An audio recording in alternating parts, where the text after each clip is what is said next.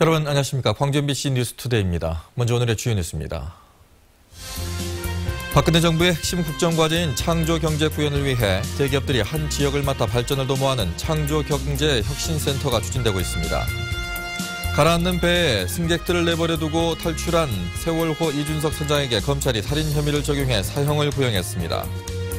세월호 실종자 가족들이 선체 인양 여부를 표결에 붙인 끝에 수중수색을 계속하기로 결론을 내렸습니다. 광주와 전남 지역 특성화 고교 학생들이 공무원 채용시험과 공공기관 공채에서 두각을 나타내고 있습니다. 박근혜 정부의 핵심 국정과제인 창조경제 구현을 위해 대기업들이 한 지역을 맡아서 지역 발전을 도모하는 창조경제혁신센터가 추진되고 있습니다. 광주는 현대차, 전남은 GS그룹과 파트너인데요. 의미와 과제를 정용욱 기자가 짚어봤습니다. 17개 광역 지자체 가운데 대기업이 한 지역을 맡아 창업 지원에서부터 지역경제 활성화까지 도모하는 창조경제혁신센터가 광주 전남에서도 가동을 준비하고 있습니다. 이미 대구와 대전에 삼성과 SK가 혁신센터를 연대에 이어 현대차가 광주에, GS그룹이 전남에 혁신센터를 추진 중입니다. 현대차가 12월 초, GS가 내년 상반기를 목표로 하고 있습니다. 지역의 우수한 아이디어가 상품화될 수 있도록 대기업이 지역 창조경제의 이른바 비즈니스 인큐베이터 역할을 수행하는 겁니다. 지금까지 해왔던 창업 지원 사업보다는 훨씬 더 질적으로나 양적으로 더 우수하고 미래의 성장성이 있을 거다. 저희는 그걸 가장 큰 장점으로 보고 있습니다. 광주시는 혁신센터를 서구 양동에 마련하기로 하고 아이디어 발굴이나 판로 지원 등 구체적인 지원 프로그램을 현대차와 협의하고 있습니다. 또 대구와 대전에서 200~300억의 창업펀드 조성을 준비 중인 삼성과 SK를 참고 삼아 광주에서도 비슷한 수준의 펀드 조성을 추진하고 있습니다. 하지만 정부 요구에 따라 부득이하게 나선 대기업들이 나중에 관심이 줄어들 경우 혁신센터가 일개 창업지원센터로 전락할 우려가 있는 만큼 사업의 지속성 여부는 혁신센터 출범과 함께 과제가 될 전망입니다. MBC 뉴스 정용욱입니다. 최근 새누리당 이정현 의원의 전남 동북권의 자동차 공장 설립 발언과 관련해 새정치연합 광주시당이 반발하고 있습니다. 새정치연합 광주시당은 논평을 내고 이 의원의 발언이 현대기아차의 공식 입장인지 개인적 바람인지 우려가 된다며 광주시의 100만 대 자동차 생산기지 조성 사업은 대통령 공약 사업이었고 광주에 우선순위를 두는 게 맞다고 지적했습니다. 광주시가 주민 참여형 예산을 100억 원 이상 별도로 편성하기로 했습니다. 윤장현 광주시장은 어제 서구 지역 주민들과 만난 자리에서 주민들이 직접 결정한 사업에 사용될 수 있도록 100억 원 남짓의 예산을 별도로 편성하겠다고 밝혔습니다. 이에 앞서 서구 주민들은 윤장현 시장에게 양동 발산마을 예술인촌 조성과 상무소각장 이전 후 국립도서관 건립 등 10건의 사업을 건의했습니다. 검찰이 이준석 선장에게 세월호 참사에 가장 직접적이고 무거운 책임이 있다며 사형을 구형했습니다. 나머지 선원들에게는 15년에서 무기징역을 내려달라고 재판부에 요구했습니다. 조현성 기자입니다. 승객들을 두고 자신만 탈출해 살아난 세월호 이준석 선장에게 검찰이 사형을 구형했습니다. 세월호 운항의 총책임자로 침몰의 원인을 제공했을 뿐 아니라 아무런 구호 조치도 하지 않아 300명이 넘는 목숨이 희생된 데 대해 가장 직접적이고 무거운 책임이 있다며 법정 최고형을 구형했습니다. 진도 VTS와 교신을 했으면서도 아무런 조치 없이 탈출한 1등 항해사와 2등 항해사, 쓰러진 동료들을 내버려 두고 탈출한 기관장에 대해서는 무기징역이 구형됐습니다. 사고 당시 조타기를 잡았던 조타수와 당직 항해사에게는 징역 30년이 구형됐고 나머지 선원 9명은 징역 15년에서 20년을 구형받았습니다. 세월호 사고 원인과 관련해서는 증개축으로 보온성이 약해진 배가 짐을 잔뜩 싣고 운항을 하다 조타 실수로 침몰한 것이라고 밝혔습니다. 그러면서 검찰은 어린 학생들이 영문도 모른 채 고귀한 생명을 잃은 지난 4월 16일은 안전국치일이라며 선원들에게 엄벌을 내려 대한민국이 안전한 사회가 되도록 재판부가 경종을 울려달라고 요구했습니다. 검찰의 구형 설명을 들은 희생자 가족들은 이준석 선장에게만 사형을 구형한 것에 대해 불만을 터뜨렸습니다. 아마 지금 피해자 유족 측에서는 그것 역시 아마 지금 마땅치 않는 그런 분위기입니다. 일부 선원들은 울음을 터뜨리며 잘못을 뉘우치는 분위기였지만 선원 중 한 명은 검찰의 수사가 잘못됐다며 반발하기도 했습니다. 변호인들은 선원들이 잘못은 했지만 검찰의 구형이 가혹하다며 선처를 호소했습니다. 이준석 선장 등에 대한 1심 법원의 판단은 다음 달 11일 내려질 예정입니다. MBC 뉴스 조현성입니다. 세월호 실종자 가족들이 인양을 반대하고 수중수색을 지속하는 것을 요구했습니다. 세월호 실종자 가족들은 수색 지속과 인양 여부에 대한 무기명 투표 결과 9가족 가운데 인양을 해야 한다는 의견은 4가족으로 3분의 2 의결 정족수를 충족시키지 못해 수중수색을 지속하는 것으로 결론을 내렸습니다. 실종자 가족들은 지난달 4일 해수부 차관이 언급한 인양에 대한 검토 자료와 선체 인양 계획을 전달해 줄 것을 요구했으며 이를 토대로 인양에 대한 논의는 지속할 계획이라고 밝혔습니다. 한편 수중 수색업체인 88수중은 세월호 수색 어렵다는 일부 언론 보도는 사실과 다르다며 범정부 대책본부의 수색 작업에 충실히 따르는 것이 기본 방침이라고 밝혔습니다. 다리가 흔들거리면서 출입이 통제됐던 이순신 대교에 대해서 긴급 안전점검이 이루어졌습니다. 일단 다리 구조는 문제가 없다는 결론이 나왔습니다. 권남기 기자입니다. 흔들 다리처럼 출렁이는 이순신 대교. 위아래로 1m 정도 다리가 흔들리면서 출입이 통제됐고 어제 하루 다리 곳곳에 대한 안전 점검이 이뤄졌습니다. 전라남도는 다리 구조에 별다른 이상이 없다며 어제 저녁 8시부터 통행을 재개시켰습니다. 외관 검사나 빅파괴 검사 결과 특별한 이상은 없는 것으로. 전문가들은 이 천막을 다리가 흔들리게 된 원인으로 보고 있습니다. 보수공사 과정에서 바람을 막기 위해 도로 옆 분리대에 천막을 쳐놨는데 초속 8m 정도의 바람에 다리가 받는 하중이 늘고 소용돌이 바람이 생기면서 흔들림이 시작됐다는 겁니다. 약 50% 정도 더 바람을 받는 면적이 증가했습니다. 그러니까 엄청나게 크게 증가한 거죠. 이순신 대교는 현수교인데다 두 개의 주탑 사이가 1.5km 정도로 길어 바람에 민감합니다. 진동이 발생될 수 있다는 부분은 예상을 했습니다. 다리에 구조적인 영향을 미치는 정도가 아니고. 유지관리사무소 측은 천막을 걷어낸 이후부터는 다리의 흔들림이 정상인 것으로 나타났다며 앞으로는 천막을 치지 않고 도로 보수 공사를 할 계획이라고 밝혔습니다. MBC 뉴스 권남기입니다. 이명박 정부 때 4대 강 살리기 사업으로 영산강에 설치된 2개의 소수력 발전소가 당초 계획했던 발전량을 채우지 못하고 있는 것으로 나타났습니다. 통합진보당 오병윤 의원의 국감자료에 따르면 영산강 죽산부에 설치된 소수력 발전소는 지난 2012년에는 2098메가와트/아워를 생산해 계획 대비 37% 발전량에 그쳤고 작년에는 57%에 그쳤습니다. 승천보에 설치된 소수력 발전 역시 계획 대비 발전량이 73%에 그치는 것으로 나타났습니다. 오 의원은 죽산부의 경우 운영 2년 동안 1억 원이 넘는 적자를 기록했다며 소수력 발전을 멈추는 것이 이득인 상황이라고 비판했습니다. 방사능 물질이 누출된 한빛 원전 3호기에서 당초 알려진 것보다 17배나 많은 방사능 물질이 누출된 것으로 확인됐습니다.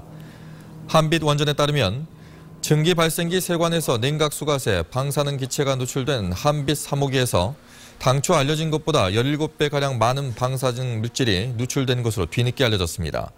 한빛 원전 측은 사고 당시 몰라서 검사를 하지 못한 삼중 수소량을 계산했더니 이 같은 결과가 나왔다며 인체에는 무해한 수준이라고 해명했습니다. 동반 자살을 하려던 여고생들을 경찰이 찾아내 가족에게 인계했습니다. 광주 서부경찰서에 따르면 어제 아침 9시쯤 광주의 한 여고에 다니는 여학생 3명이 자살을 시도하려 한다는 신고가 접수됐고 휴대전화 위치 추적 끝에 화정동의 한 아파트 9층에서 이들을 찾아냈습니다. 여고생들은 가정 문제와 학교 생활 부적응 때문에 동반 자살을 하러 모였지만 실제로는 시도하진 않았습니다. 경찰은 가족들과 함께 학생들을 자살 예방센터로 보냈다고 밝혔습니다.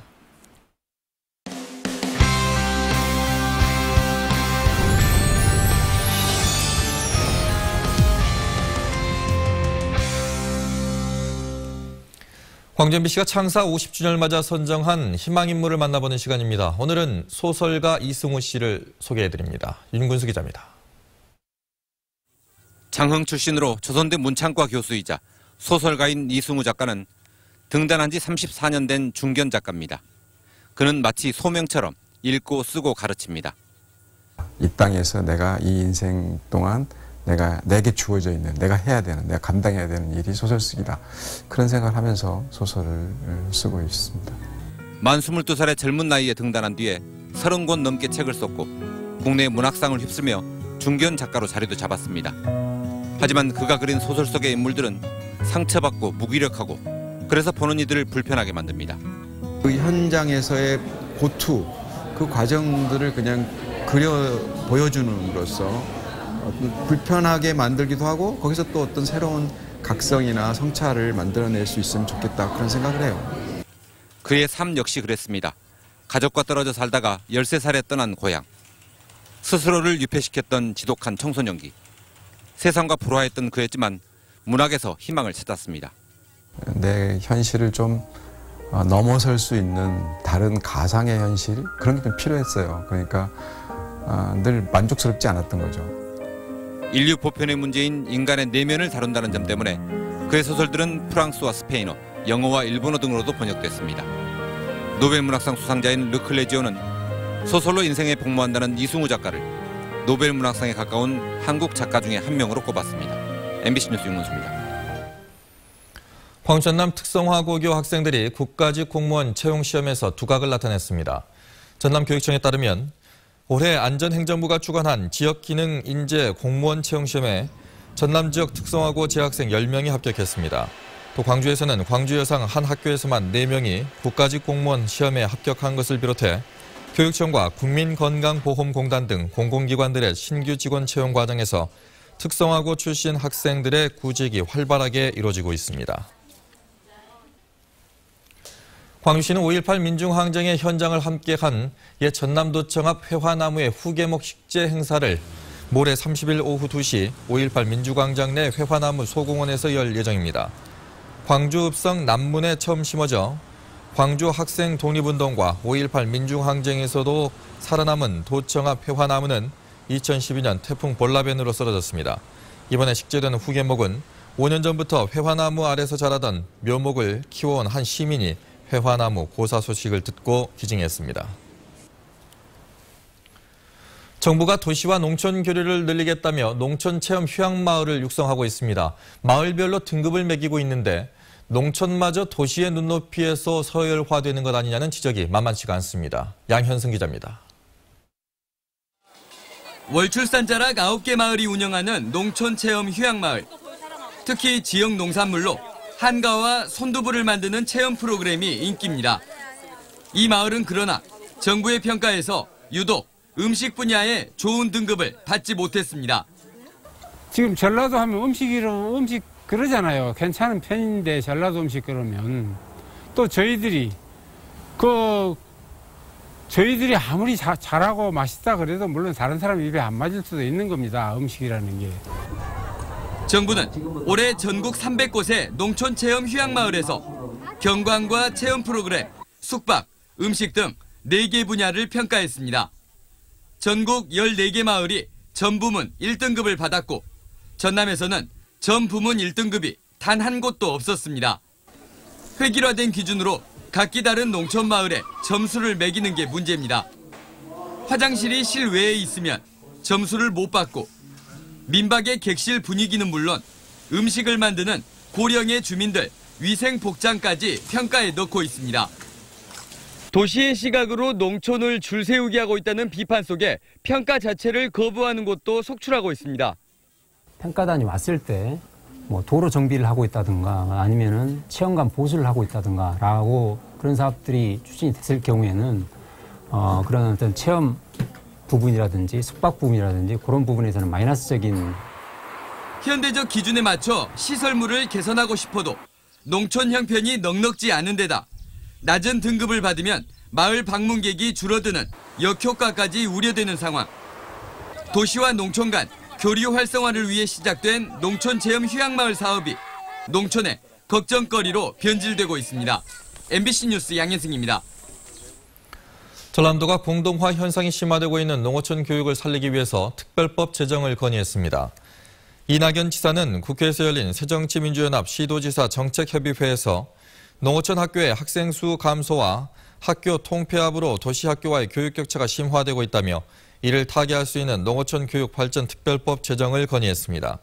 또 세월호 사고 이후 해양 안전에 대한 관심이 높아짐에 따라 연안여객선 현대화 5개년 계획에 유람선도 포함되도록 하고 유도선에도 선령을 제한하는 안전관리 체계 구축을 제안했습니다. 자치단체장과 지방의원을 뽑는 동시지방선거는 5월 말이나 6월 초에 치러지고 있습니다. 이 영농철과 겹치는 선거일을 현행보다 2달 앞당겨야 한다는 여론이 높아지고 있습니다. 전승우 기자입니다.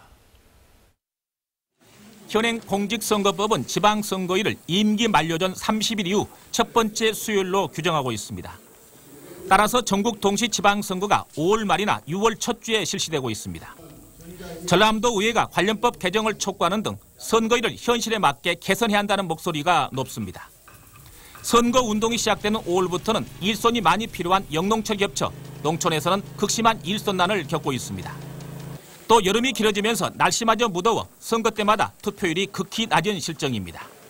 우선 농번기철에 실시되는 지방선거이기 때문에 일손이 많이 부족하고요. 유권자들의 관심사가 떨어짐으로 인해서 투표율이 굉장히 저조하게 되는 겁니다. 자치단체 시급한 예산 심의와 처리에도 발목이 잡히고 있습니다. 방학기간 공사를 고려해 올해 반드시 처리해야 하는 교육청 관련 예산이 제때 처리되지 못하는가 하면 도와 시군의 추경 예산안 처리도 개원까지 3개월 가까이 늦어지고 있습니다. 따라서 선거일을 현행보다 2달 앞당겨 4월에 실시해야 한다는 의견이 설득력을 얻고 있습니다. 조사를 통해서 만약에 4월 초가 더 주민들의 참여가 활성화되고 그다음에 도의회라든가 지방의회 행정이나 의회 의정 활동에 큰 지장이 없다면 옮기는 것도 한번 고려해볼 만하네요. 예. 선거일을 앞당기는 법 개정안은 김승남 의원의 대표 발의로 현재 국회에 발의된 상태. 정치권에서 본격 제기된 지방선거일 조정이 동시 지방선거 19년 만에 이루어질지 관심이 집중되고 있습니다. MBC 뉴스 전승우입니다. 광주시 양림동에 있는 5월 어머니집이 광주시 건축상 비주거부문 금상에 선정됐습니다. 박홍근 건축사가 설계한 5월 어머니집은 전통 한옥과 근대 건축이 공존한 작품으로 양림동의 문화와 정서를 잘 반영했다는 평가를 받았습니다. 은상에는 효덕동 주민센터가, 동상에는 북구 매곡동의 석봉도서관이 각각 선정됐습니다. 차세대 연주자로 꼽히는 바이올리니스트 김영욱과 피아니스트 김다솔의 듀오 리사이틀이 다음 달 4일 광주 유스케어 금호문화관에서 열립니다. 이번 연주회에서 김영욱과 김다솔은 프로코피에프와 드뷔시의 피아노와 바이올린을 위한 소나타 등 이성과 감성의 조화를 느낄 수 있는 레퍼토리를 선보입니다. 김영욱은 우리나라 실내악 사상 처음으로 올해 모차르트 콩쿠르에서 우승을 차지했고, 김다솔은 올해 뉴욕 필하모닉과 협연하는 등 국제적인 명성을 쌓고 있습니다. 2014년 한중일 동아시아 문화도시들의 문화교류를 마무리하는 자축 공연이 오는 31일 저녁 7시 광주 문예회관에서 펼쳐집니다. 광주의 꿈을 주제로 열리는 이번 공연에는 광주와 중국 취안저우, 일본 요코하마를 대표하는 문화예술인들이 참여해서 음악과 무용, 미디어 아트 등 감동적인 무대를 선보일 예정입니다. 다음 달 17일에는 요코하마시가, 27일에는 취안저우시가 각각 마무리 행사를 열고 세 도시의 지속적인 문화 협력을 약속할 예정입니다.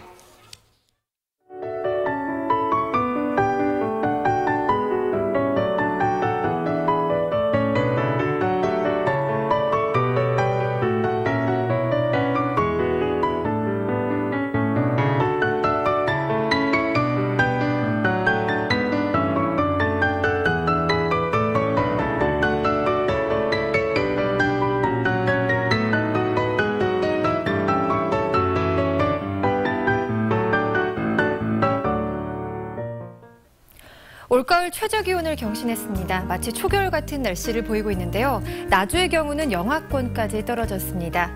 자세한 기온 살펴보면 나주 영하 0.3도, 화순 1.6도, 담양 1.9도, 광주 5.5도까지 기록했습니다. 출근길 공기가 매우 차가우니까요. 머플러도 하고 나가시는 게 좋겠습니다.